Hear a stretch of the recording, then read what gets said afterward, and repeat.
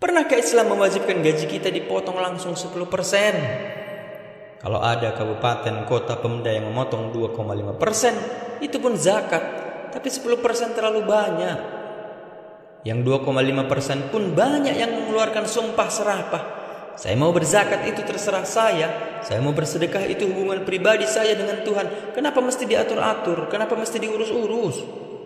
Ternyata orang Eropa yang sekuler, yang katanya kafir, yang katanya sosialis, yang katanya komunis, mereka masih menerima potongan atas harta mereka untuk agama dengan potongan yang luar biasa.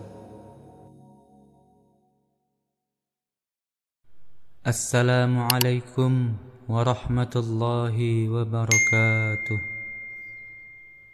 Innal hamdalillah nahmaduhu wa nasta'inuhu wa nastaghfiruh wa na'udzu billahi min shururi anfusina wa min sayyiati a'malina. Man yahdihillahu fala mudilla lahu wa man yudlilhu fala hadiya lahu. Asyhadu an la ilaha illallah wa asyhadu anna Muhammadan 'abduhu wa rasuluh. Allahumma shalli wa sallim ala sayyidina Muhammad wa ala alihi wa ashabihi wa man tabi'ahum bi ihsanin ila yaumiddin. Wa qala Allah ta'ala fil Qur'anil Karim, a'udzu billahi minasy syaithanir rajim. Ya ayyuhalladzina amanu taqullaha haqqa tuqatih wa la tamutunna illa wa antum muslimun. يا أيها الناس اتقوا ربكم الذي خلقكم من نفس واحدة وخلق منها زوجها وبث منهما رجالا كثيرا ونساء واتقوا الله الذي تساءلون به والأرحام إن الله كان عليكم رقيبا. يا أيها الذين آمنوا اتقوا الله وقولوا قولا سديدا يصلح لكم أعمالكم ويغفر لكم ذنوبكم ومن يطع الله ورسوله فقد فاز فوزا عظيما. أما بعد أوصيكم ونفسي بتقوى الله وطاعته لعلكم تفلحون. Hadirin jemaah Jumat yang insyaallah dimuliakan oleh Allah. Tidak ada kata yang dapat mewakili nikmat tetesan darah, detak jantung, hembusan nafas, langkah kaki, ayunan tangan. Semua itu hanya dapat dibalas dengan ucapan Alhamdulillah. Tidak ada yang dapat menjalinkan kita dengan beliau yang jauh di sana, di kota Madinah Al-Munawwarah. Beliau tidak pernah melihat raut wajah kita, tapi beliau selalu memikirkan kita.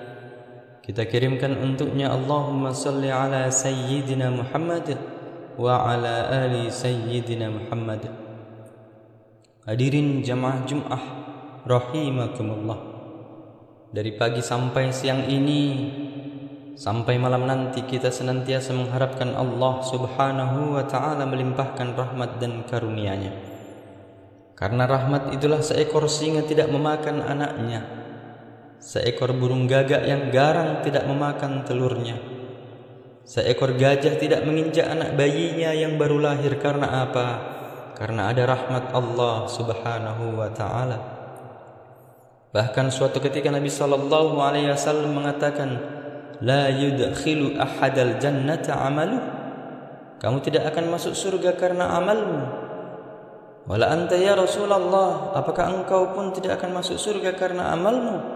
Wala ana, aku pun tidak akan masuk surga karena amalku. Illa ayataghammadani yallahu bimaghfirati wa rahmah. Allah Ta'ala mencurahkan rahmatnya. Rahmat itulah yang dimintakan khatib pada awal khutbahnya, Assalamualaikum warahmatullah. Rahmat itulah yang senantiasa kita mohonkan pada yang hidup dan yang mati. Allahumma ighfir lahu warhamhu. Dan pada saat dua sujud kita mintakan Rabbighfirli warhamni. Kenapa saat ini orang yang berdosa masih hidup? Karena Allah Ta'ala masih mencurahkan rahmat hidup. Tapi tidak semua orang yang hidup datang ke masjid ini. Di rumah sakit ada orang terbaring, saudara-saudara kita yang sedang diuji, diberi rahmat hidup tapi rahmat sehatnya dicabut Allah. Tapi sampai saat ini ada pula yang berkeliaran di tepi jalan raya, diberikan rahmat hidup, diberikan rahmat sehat, tapi dicabut Allah Ta'ala nikmat terbesar dalam dirinya, rahmat istiqamah, iman dan Islam. Oleh sebab itu rukun khutbah khatib mengucapkan Alhamdulillah. Kenapa diucapkan Alhamdulillah? Karena siang hari ini masih bersemayam diri khatib. Semua kaum muslimin yang melaksanakan sholat Jum'ah masih bersemayam rahmat hidup, rahmat sehat, rahmat istiqamah dalam iman dan Islam. Kita hanya dapat membalaskan dengan ucapan lidah Alhamdulillah. Kalimatani, dua kalimat khafifatani alal lisan, ringan diucapkan di lidah, saqilatani fil mizan, tapi berat pada timbangan mizan di hari kiamat. Subhanallahi wa bihamdih, subhanallahil azim. Senantiasa kita basahkan lidah berzikir. Hanya itu yang dapat kita balaskan atas nikmat rahmat karunia Allah Subhanahu wa ta'ala. Tapi rasanya tidak adil bila orang diberi lidah hanya sanggup bertasbih. Bagaimana bila orang diberi nikmat kekuasaan? Apakah seekor gajah akan dianggap melakukan hal yang sama dengan seekor semut? Tentu tidak. Makin besar nikmat rahmat yang dicurahkan Allah, maka makin besarlah tuntutan Allah terhadap kita. Bagi fakir miskin, bagi orang yang sakit, dia cukup mengucapkan Alhamdulillah. Tapi bagi yang punya kekuasaan, yang diberikan harta kekayaan, dia mesti bersyukur dengan kekuasaan dan kekayaan yang dipinjamkan Allah Ta'ala kepada dirinya. Kekuasaan yang engkau terima bukanlah hadiah. Kekuasaan yang engkau terima bukanlah suatu kemuliaan, tapi dia adalah tanggung jawab di hadapan Allah Subhanahu wa Ta'ala. Kita ingin melihat sejarah sebelum Islam, sebelum Nabi Muhammad sallallahu alaihi wasallam datang. Bagaimana orang-orang yang bukan beragama Islam menggunakan kekuasaannya untuk menolong agama mereka. Dalam catatan sejarah, lebih 3 abad sebelum Nabi Isa alaihi salam, di Samudra Hindia, di tengah belantara India, ada seorang raja yang bernama Asoka. Lalu dengan kekuasaannya dia tolong penyebaran agama Buddha sampailah ke negeri kita di Pulau Sumatera, ke Semenanjung Malaya. Maka tidak dapat dipungkiri, nenek moyang kita satu penganut dengan agama tersebut. Dengan apa agama itu sampai? Padahal alat telekomunikasi multimedia belum lagi secanggih saat ini. Dia sebarkan agama itu dengan kekuasaan.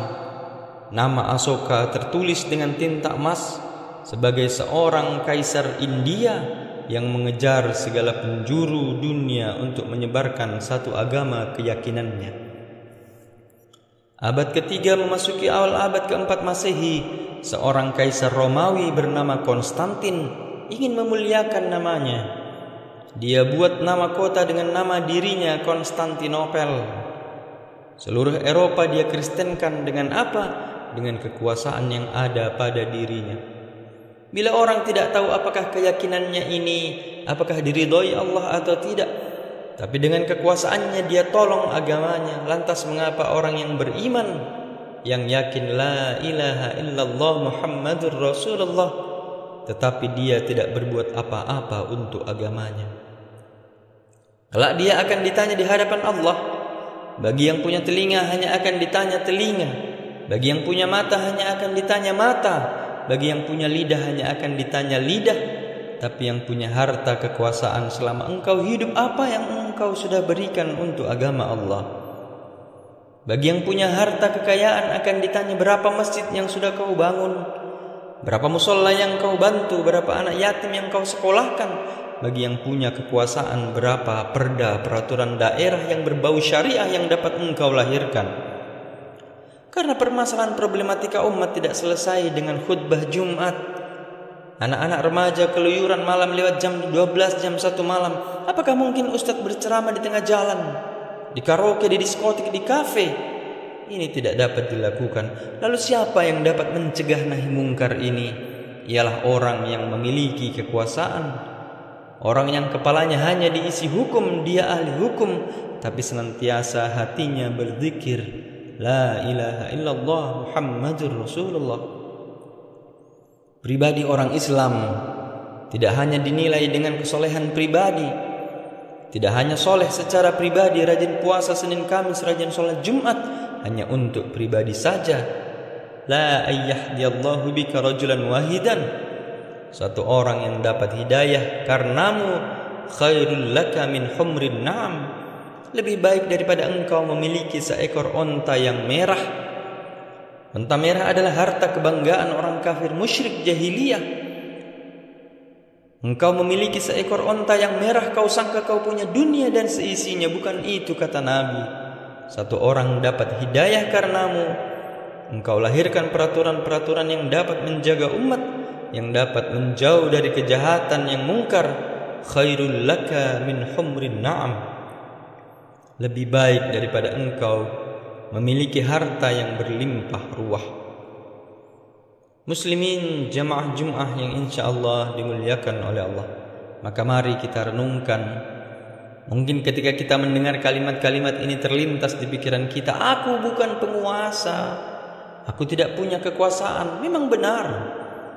Tapi bukankah kita berkuasa di kantor yang diamanahkan untuk memimpinnya?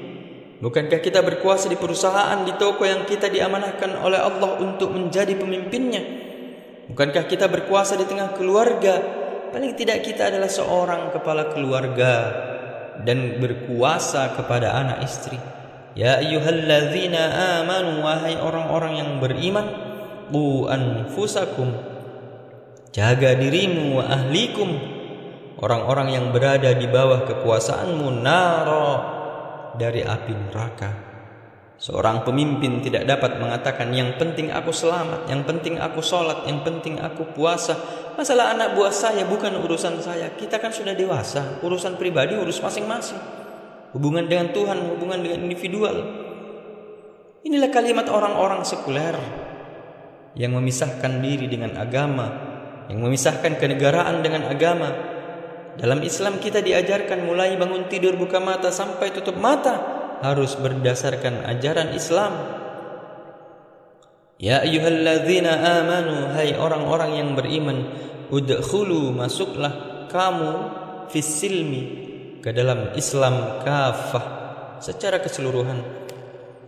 Salahkah bila orang tidak punya kekuasaan lalu rajin ke masjid, rajin berinfak, sedekah? Tidak salah. Baik dia ingin menutup usianya dengan husnul khotimah, amat sangat baik. Tapi alangkah amat teramat sangat baik bila kekuasaan itu ada di genggaman tangannya. Itulah yang dipakai untuk menolong agama Allah. Jemaah Jum'ah yang dimuliakan Allah, ketika Allah menitipkan suatu rahmat kepada diri kita, nanti dia akan tanya, inna sam'a, sesungguhnya pendengaran, wal basar, penglihatan, wal fuad, hati, kullu ulaika kana anhu mas'ula. Semua akan disoal, semua akan ditanya, semua akan diminta pertanggungjawaban di hadapan Allah. Mungkin kita tidak punya kuasa, tapi ada rahmat harta yang dititipkan Allah. Maka harta itu juga bukan hadiah. Harta adalah tanggung jawab amanah. Sebesar apa itu harta kita gunakan untuk menolong agama Allah. Syekh Muhammad Al-Ghazali, guru dari Syekh Yusuf Al-Qardawi, menyebutkan dalam salah satu kitab tulisannya bahwa orang Prancis berinfak, dalam tanda kutip, menghabiskan hartanya 150 ton emas untuk merubah agama kaum muslimin yang ada di Afrika Utara, di Tunisia, di Aljazair, di Maroko. Bisa kita lihat katedral besar tegak berdiri, menaranya mencakar langit di tengah kota Rabat, ibu kota Maroko. Padahal tidak seorang pun orang Maroko yang berubah keyakinan. Padahal mereka, orang-orang Perancis, sudah siapkan harta begitu banyak. Orang-orang Italia memiliki kewajiban memberikan 10% dari pendapatan untuk agama. Pernahkah Islam mewajibkan gaji kita dipotong langsung 10%? Kalau ada kabupaten, kota, pemda yang memotong 2,5%, itu pun zakat. Tapi 10% terlalu banyak. Yang 2,5% pun banyak yang mengeluarkan sumpah serapah. Saya mau berzakat itu terserah saya mau bersedekah itu hubungan pribadi saya dengan Tuhan. Kenapa mesti diatur-atur? Kenapa mesti diurus-urus? Ternyata orang Eropa yang sekuler, yang katanya kafir, yang katanya sosialis, yang katanya komunis, mereka masih menerima potongan atas harta mereka untuk agama dengan potongan yang luar biasa. Jamaah Jumat rahimakumullah, maka kita perlu berpikir sejenak. Agama Allah ini dulu pernah kuat. Kenapa? Dia ditopang dengan tiang-tiang yang kokoh, tiang kekuasaan, tiang ekonomi, tiang ilmu pengetahuan.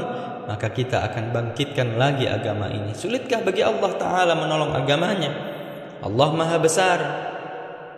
Innama amruhu idza arada syai'an ay yaqula lahu kun wa huwa ala kulli syai'in qadir. Dia Maha Kuasa atas segala sesuatu. Lalu kenapa kita perlu menolong agama ini? Bukankah Dia Maha Kuasa? Bukankah Al-Aziz, Al-Jabbar, Al-Mutakabbir, Dzul Jalali wal Ikram?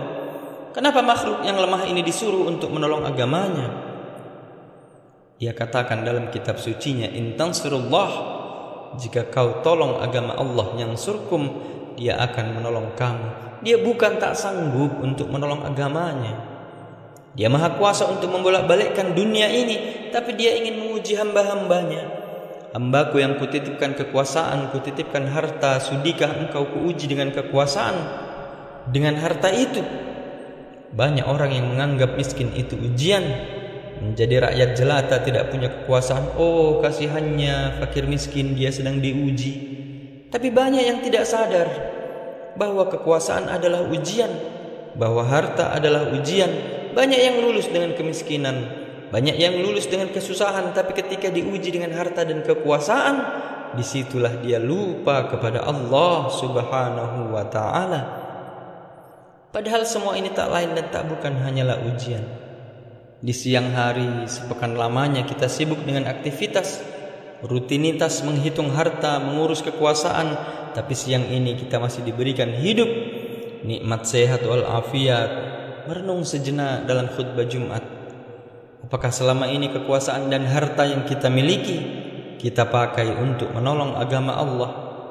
Kalau sudah, alhamdulillah, khutbah ini membuat kita semakin istiqomah. Kalau belum, tidak ada kata terlambat. Mari kita pakai kekuasaan dan harta benda untuk menolong agama Allah. Nanti ada masanya, harta tidak lagi ada, kekuasaan pun tidak tersisa. Sampaikan kepada anak, menantu, cicit, sahabat, kerabat, handai tolan, wahai cucuku, wahai anakku, wahai sahabatku, wahai generasiku, aku dulu pernah berkuasa, tapi aku tidak tahu agama. Sekarang aku tidak punya apa-apa, tapi ingin ku sampaikan kepada kalian, di akhir hayatku aku ingin kalian menolong agama Allah dengan harta dan kekuasaan yang dititipkan Allah. Inilah yang akan dibawa menghadap Allah. Yauma la yanfa'u malun wala banun. Pada hari itu tidak lagi berguna harta, anak pun tidak bisa lagi menolong. Siapa yang akan menolong?